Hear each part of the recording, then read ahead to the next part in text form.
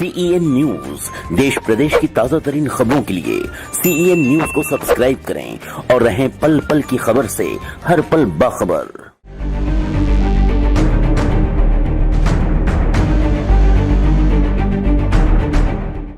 मिर्जापुर उत्तर प्रदेश में ब्राह्मणों की संख्या कहीं ज्यादा है। इसके बावजूद अब तक उनके विकास, रोजगार, न्याय के लिए कुछ भी नहीं हुआ है। इनके अस्तित्व की लड़ाई का शंखनाद रिपब्लिकन पार्टी ऑफ इंडिया सम्मेलन के माध्यम से करेंगी। केंद्र एवं राज्य में भाजपा के साथ गठबंधन के साथ उत्तर प्रदेश में 12 से 15 सीटों पर पार्टी अपने सिंबल से चुनाव लड़ेगी। लखनऊ में 7 जनवरी को विशाल रैली का आयोजन किया गया है। माता विंध्यवासिनी के दरबार में गुरुवार को पहुंचे रिपब्लिकन पार्टी ऑफ इंडिया के राष्ट्रीय उपाध्यक्ष कृष्ण मिलन शुक्ला ने माता विंध्यवासिनी का विधि विधान पूर्वक दर्शन पूजन किया। दर्शन पूजन के पश्चात होटल गायत्री पैलेस में आयोजित पत्रकार वार्ता में कहा कि रिपब्लिकन पार्टी सदैव से उत्तर भारतीयों के साथ खड़ी रही थी। इस बार ब्राह्मण समाज को साथ लेकर चुनाव लड़ेगी। साथ ही यह भी कहा कि समाज सामाजिक न्याय, समानता और अपने हक के लिए संघर्ष कर रहा है। उत्तर प्रदेश में ब्राह्मणों की संख्या कहीं ज्यादा है। इसके बावजूद अब तक उनके विकास, रोजगार, न्याय के लिए कुछ भी नहीं हुआ है। इसका कारण ब्राह्मण अस्तित्व की लड़ाई का शंखनाद ब्राह्मण सम्मेलन के माध्यम से कर रहा है। केंद्र एवं राज्य में भाजपा के साथ गठबंधन के साथ उत्तर प्रदेश में 12 से 15 सीटों पर पार्टी अपने सिंबल से चुनाव लड़ेगी। मेरा नाम है। मैं Republican party of India Athawale, जिसके राष्ट्रीय अध्यक्ष केंद्रीय राज्य मंत्री सामाजिक न्याय और अधिकारिता रामदास अठावले हैं, उस पार्टी का मैं राष्ट्रीय उपाध्यक्ष हूँ। आपकी पार्टी का क्या उद्देश्य है? हमारी पार्टी जो है बाबा साहब आम्बेडकर के द्वारा स्थापित की गई पार्टी थी और हम जो है बाबा साहब आम्बेडकर के विचारधारा को मानने वाले लोग हैं। बाबा साहब आम्बेडकर की जो विचारधारा थी एक अलग थी। बहुत बड़े षड्यंत्र के तहत तो उसको विचारधारा को एक अलग तरीके से पेश किया गया। बाबा साहब आम्बेडकर की विचारधारा थी कि जो इस देश में गरीब है, जो इस देश में शोषित है, जो इस देश में पीड़ित है, उस गरीब को, पीड़ित को, शोषित को, संवैधानिक अधिकारों से वंचित व्यक्ति को एक संवैधानिक न्याय मिल दी गई। जबकि दलित शब्द की परिभाषा है कि जो गरीब है, जो शोषित है, जो पीड़ित है, जो संवैधानिक अधिकारों से वंचित है, वो दलित है। और इसी प्रकार से दलित हर समाज में, हर वर्ग में है। परंतु कौन सा षड्यंत्र हुआ कि एक अलग वर्ग बना दिया गया, स्वर्ण वर्ग बना दिया गया, दलित वर्ग बना दिया गया और इसको अनेक भागों में विभाजित कर दिया गया। तो हम उस विचारधारा के, अपने बाबा साहब आम्बेडकर की विचारधारा को मानते हुए अपने राष्ट्रीय अध्यक्ष केंद्रीय राज्य मंत्री श्री रामदास जी आठवले के नेतृत्व में अपनी पार्टियों का विकास कर रहे हैं। और आपको मैं बता दूं कि 1957 में हमारे 4 सांसद सदस्य यहाँ उत्तर प्रदेश से हुआ करते थे। तो मुख्यतः ये ज़मीन जो है हमारी है और अब बाबा साहब आम्बेडकर के नाम पे दूसरे लोग अन्य प्रकार के जीव जंतु लाकर हाथी से, घोड़े से सवार होकर इस ज़मीन पे कब्जा किया है। हम यहाँ पर उनकी विचारधारा लाना चाहते हैं और यहाँ पर सामाजिक समरसता एक स्थापित करना चाहते हैं। उत्तर प्रदेश में विधानसभा चुनाव होने जा रहा है, तो क्या कितनी सीटें से आप आ रहे हैं? केंद्र में हम NDA के घटक हैं और भारतीय जनता पार्टी के साथ हमारा गठबंधन है। केंद्र में हम प्रधानमंत्री माननीय नरेंद्र मोदी जी के नेतृत्व में कार्य कर रहे हैं। हमारे राष्ट्रीय अध्यक्ष श्री रामदास जी आठवले, जिन्हें हम संघर्ष नायक के रूप से जानते हैं, उन्होंने केंद्र में बात किया हुआ है और बीजेपी के साथ हम यहाँ पर गठबंधन में चुनाव लड़ने वाले हैं। हमें आशा है कि यहाँ पे हमें 30 से 35 सीट मिलेगी और जिसके अंदर पूर्वांचल में हम 12 से 15 सीट में लड़ने वाले हैं। ब्राह्मणों के लिए आपने अभी 4% आरक्षण की मांग की है, क्या विषय है उसके लिए? क्या मांग है ये? देखिए, पता नहीं कौन से एक षड्यंत्र के तहत ब्राह्मण को एक बहुत बड़ा पूंजीपति मान लिया गया है, जबकि वेद भी कहता है कि ब्राह्मण तो विप्र है। और ब्राह्मणों का कार्य शुरू से ये रहा है कि उन्होंने शिक्षा का दान दिया है।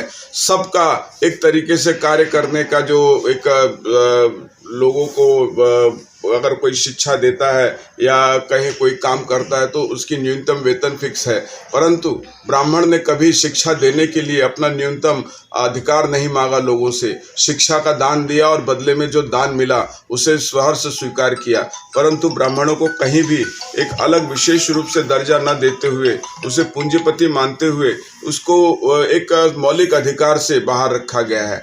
ब्राह्मण को विद्वान कहा जाता है। जब हमारे देश में वेद को विदेशी लोग चुरा के लेके चले गए और कई लोगों ने वेद का छीण भीड़ किया है, कहीं उसका एक तरीके से जो ब्राह्मण था जिसने वेद को कंठस्थ करके इस देश में वापस प्रचार प्रसार किया है, आज वेद जर्मनी में है, आज वेद बाहर के कई विदेशों में है, जिसका ज्ञान और जिसका एक सम्मान करते हुए, क्योंकि वेद जो है एक वैज्ञानिक विचारधारा है।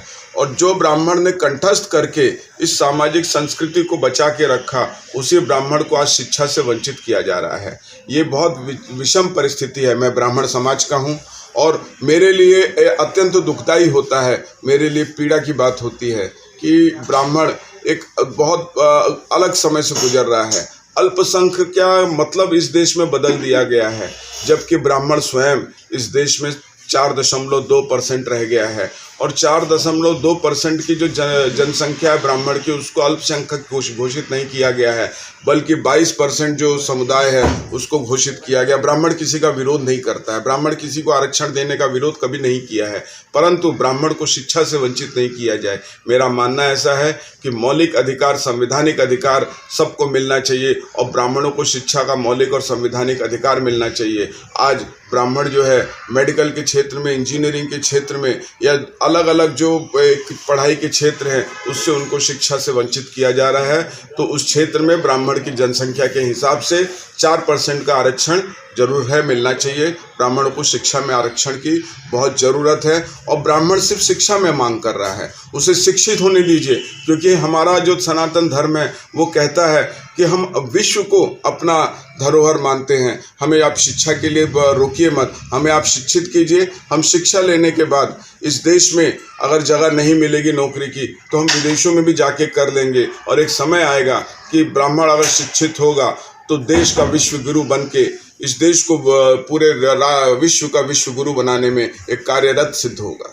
हमारी party Republican party of India, जिसके अध्यक्ष माननीय केंद्रीय मंत्री रामदास जी आठवले हैं, वो यहाँ पर उन्होंने निर्णय लिया है कि उत्तर प्रदेश में भी बाबा साहब की स्थापित की गई हुई रिपब्लिकन पार्टी ऑफ इंडिया को स्थापित करना है और यहाँ पे हम बीजेपी के साथ चुनावी गठबंधन करके चुनाव लड़ने वाले हैं और इसलिए हम यहाँ पर आए हुए थे माँ का आशीर्वाद लेने।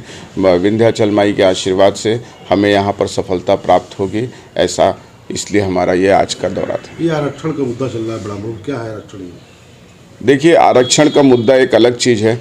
मैं उत्तर भारतीयों के लिए उत्तर प्रदेश में एक संदेश देना चाहता हूँ कि 2008 में जब महाराष्ट्र में उत्तर भारतीयों के साथ बड़ा अन्याय हुआ था, मैं उत्तर भारतीय कहूँगा, उत्तर प्रदेश के लोग नहीं कहूँगा, क्योंकि उत्तर भारतीयों के अंदर बिहार भी आता है, मध्य प्रदेश भी आता है और महाराष्ट्र में बहुत उनको पीड़ित किया गया था। कई लोगों की हत्या हो गई थी, कई लोगों के रोजगार छीन लिए गए थे और उस समय हमारे पार्टी को छोड़कर बाकी जो लोग थे यहाँ पे जो सत्तासीन थे उत्तर प्रदेश में, उन्होंने वहाँ पे पीड़ित उत्तर भारतीयों के लिए कुछ नहीं कहा था। उनके दुख में संसदीय भाषा का वो प्रयोग कर रहे थे दुख जताने के लिए। ऐसे वक्त में हमारे जो राष्ट्रीय अध्यक्ष हैं रामदास जी आठवले, वो सांसद होते हुए उत्तर भारतीयों के दुख में सम्मिलित होकर संसदीय भाषा का प्रयोग नहीं किया और उन्होंने स्पष्ट शब्दों में कहा था कि मुंबई किसी के बाप की नहीं है, यहाँ पर हर व्यक्ति को रहने का अधिकार है। अब अगर उत्तर भारतीयों के ऊपर अत्याचार हुआ तो ईंट का जवाब पत्थर से दिया जाएगा। ये उत्तर भारतीयों की रक्षा करने वाली पार्टी है और हम इसीलिए आज उत्तर भारत में आए हैं, उत्तर प्रदेश में आए हैं